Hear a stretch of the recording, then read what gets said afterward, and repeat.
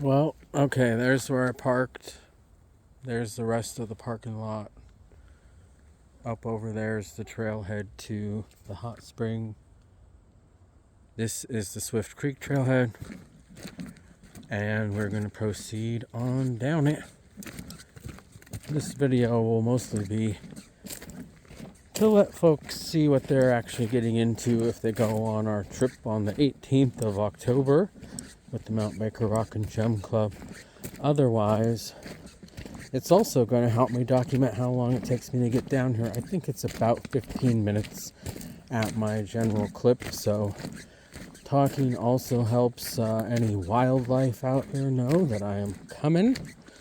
So I usually sing a little song to myself. As far as tools that I brought with me, I just have this here rake. It's a metal rake. And a bucket, which fits into my backpack. I do have bear spray with me, sunscreen, and 2 bottles of water with more water available back at the car. So we're up here at Mount Baker. I believe the address is in Concrete, Washington. Forecast today was to be up to 86 degrees. Luckily, we're going to be down in some valleys here and literally in the water, so I don't expect to overheat. A few tips and tricks if you do find yourself out in nature and you are overheating. If you are near a moving water source, what I do is, here, let me flip this around. You can dip your hat in the water, you can dip your overshirt in the water, get them nice and cool, and then that also helps as a sweat barrier so you don't sweat off all your fluids. Anyway, here we go.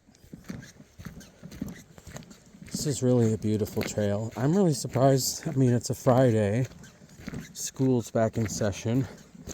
But I'm kind of surprised nobody else is out here. I didn't see how busy it was at the Swift Creek campground because I turned left to come here before I got there. Here are some pebbles and stuff, but I just recommend good boots or hiking shoes. I'm wearing my waders, which have built-in rubber boots with some pretty nice traction on them. And for me, it's just easier to wear them in and wear them out. I do get pretty sweaty in here sometimes, so I just make sure I've got a set of clean clothes back at the car. Here's a little spot where I've seen a tent set up before. People have camped, had a little fire. We're just going to keep on walking. I guess I could try to verify it via Google or something, but just as an estimate, I think this is about 0.6 of a mile, maybe 3/4 of a mile tops to get to where we're going. And right now we're about 3.5 minutes in. So there's really some nice scenery and foliage around us. Here's some birds, which is a good sign.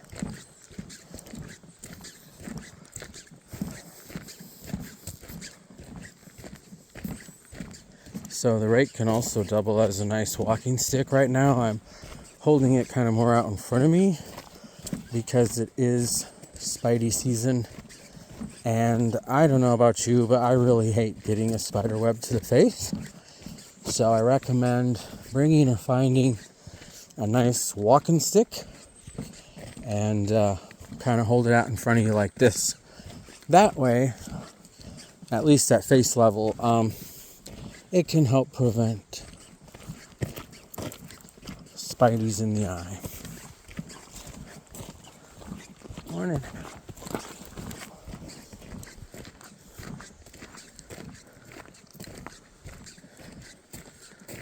So there is the sign, and now we turn left.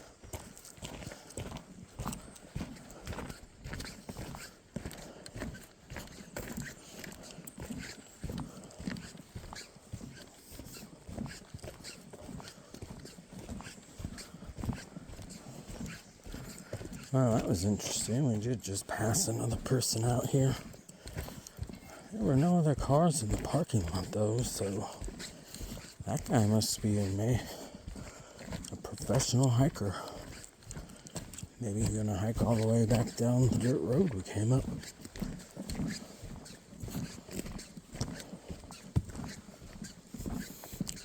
I purposely have some stuff in my backpack in the bucket that's kind of rattling around too. You know, you never want to sneak up on and spook a local, and by local I mean furry creature. So far we haven't hit any of the real steep downgrades. Almost 6 minutes in.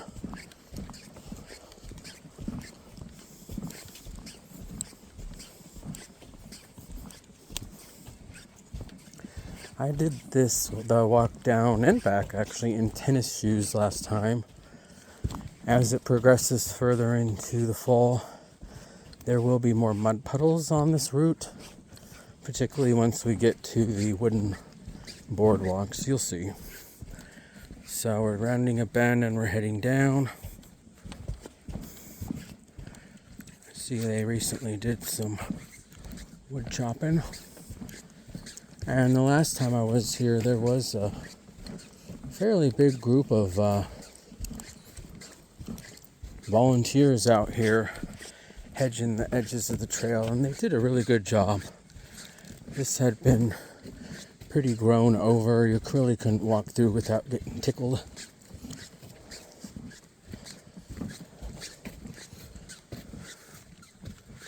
Really beautiful. If you're a hiker or a rock hounder, I do recommend this trail, the Swift Creek Trail. We'll have to post one of these videos at real speed, and then we'll have to do one, if it'll let us, in time lapse. I just got a new laptop, an HP XP Pro, I think. It's supposed to have AI assistance on it. There's a big mushy over there. Okay, here's the first boardwalk.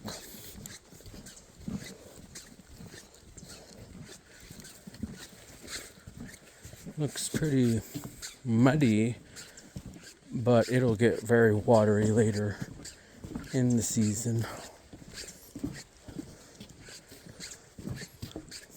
Last year, 2024 into 2025, I was coming out here October through March, and that's about all you can do, because then the streams start filling up, the lake fills up. I was amazed last time I was out there. I parked at the bridge just across in the parking lot just across the bridge from Swift Creek Campground. And normally I can hike from there through the woods over to the lake. But this last time, the lake was so high I couldn't believe it. So it's really interesting to see the seasonal evolution of some of these areas we live in. Okay. Now, at different times of year when this is wet, it can be very slippery. So I usually just kind of shuffle along on one board rather than trying to straddle them both. This will become all muck. You definitely want boots to get through here. Here's the second boardwalk. This one's a little uneven as well, so small, sure steps are recommended.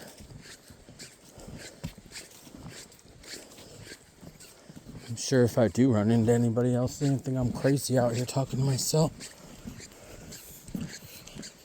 Man, this is beautiful.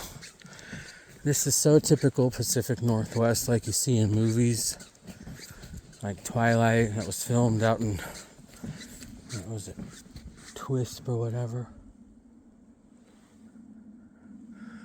I hear some kind of plane. Planes will cross by here fairly frequently when I'm out here. Today is Friday, September 5th, 2025.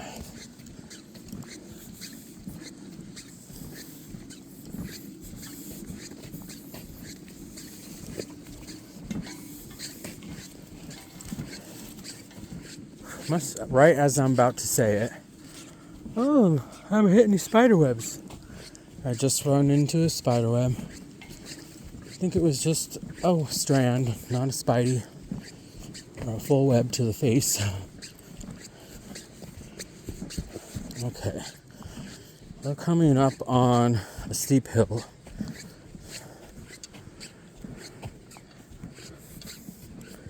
A couple steps down. Ooh, just been bitten by a skeeter. I hate that because I can feel it right when it's too late. So we're going to be heading down there via this trail. I think we're a little over halfway there, at least to where I'm headed. Damn it, I even made sure to wear long sleeves trying to avoid mosquitoes. Got me right in the back of the hand. Look how pretty it is down there. That's where we're coming from. Guess I'm gonna have to get gloves too. That'll be one nice thing about coming out here in October. The bugs should be gone by then.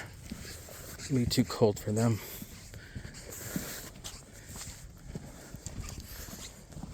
Okay, bit of a few steps up now.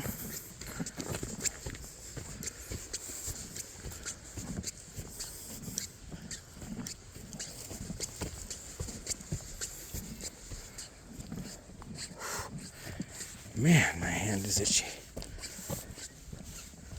These bugs are no joke this year. Still hear a couple birds in the distance.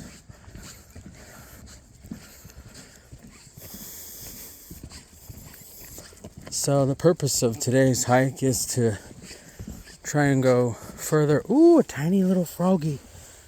You see him? Oh, he escaped.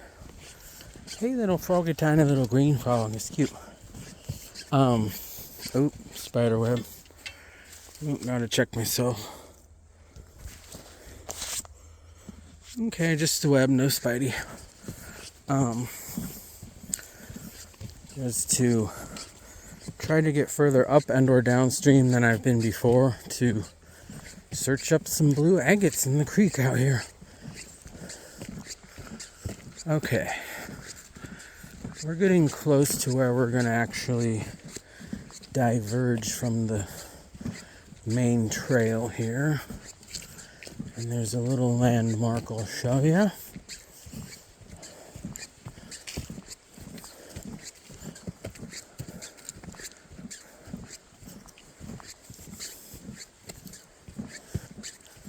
Gonna have to go dip my hand in the creek. It's so itchy.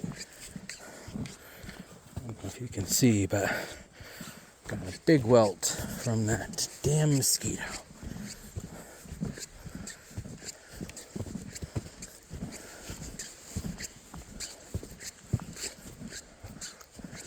We're about 14 minutes in,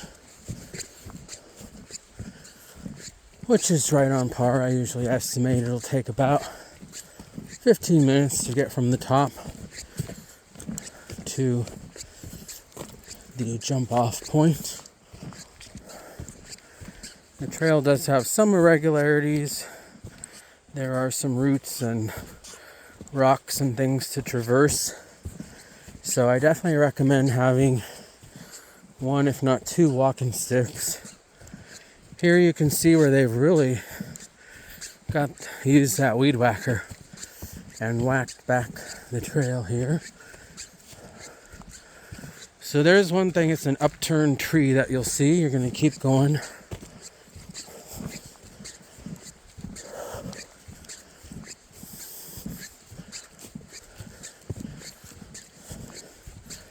Definitely looking forward to dipping my feet in the cool water. Okay, here's half a log. Ooh, another spidey web. And then one can continue on the trail up this way. And it'll take you kind of up by a log jam. But we're going to see this felled tree and then this pile of sticks. We're going to cut over here. And it's going to be a little bit like off-roading. Here are some milestones. Literally. You can see, though, that people have traversed this trail here. And at this point, I'm also being very mindful to just check around me in every direction. I'm looking at the ground. I'm looking for any sign of big animals, footprints, broken twigs. Ooh, just avoided a spidey web there. Okay. And I'll show you how to get back to this spot where we jumped the trail.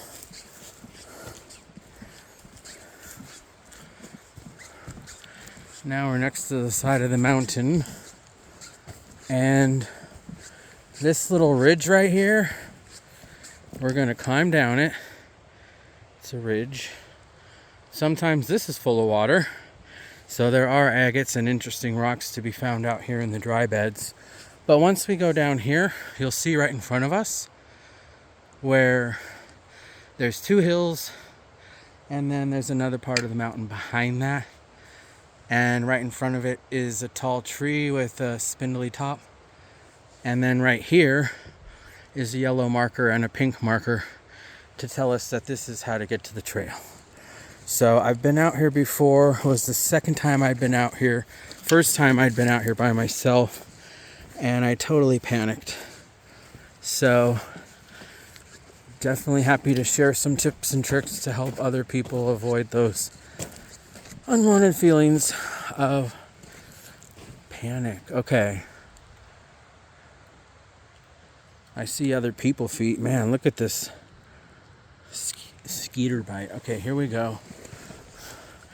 We're 17 and a half minutes in. Now, this is like a choose your own adventure. You can hear the water from here. I don't know if you can hear it on the video, but you can go that way. You can climb up over that way. I've already been over that way, so I think we'll try this way. And in the meantime, you know, I'm always looking down, scanning for anything interesting. To me, that's not worth taking. Way too much crumbly matrix, not enough agate, but who knows? You might find something that tickles your fancy out here. We're just gonna traverse. These are the rocks I was talking about. Some of them are ankle busters. They kind of roll when you step on them. So I definitely recommend taking your time out here so you do not roll an ankle, because that would make it pretty hard to get back up that trail we just came down. Okay. Man, I can hear that water. Oh yeah, we're gonna go up this way. I didn't try this way last time. Just being very mindful of sounds and smells, and someone had a fire over here. Guys, please carry out what you carry in. It's an interesting rock. We only get one national forest, and it's our duty to keep it clean. Oh, I can't wait till you see what's up over these rocks. And then we're going to cut the feed, and I'm going to go do my thing. All kinds of rocks around here. Quartz veins. Kind of trudging through the sand right here.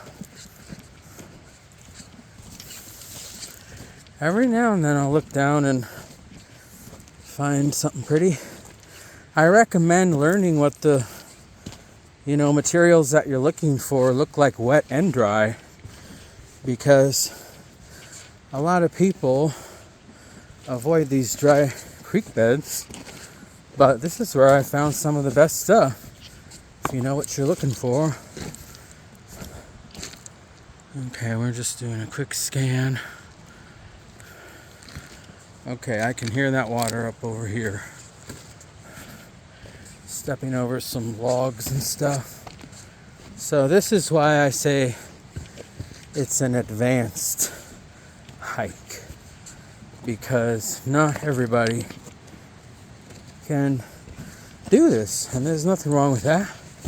You get to live vicariously through me making this video and such. Okay. Oh yeah, this is gonna be good. I was expecting the water to be up a lot higher. Oh yeah. Here we go. Those are some of the log jams up there.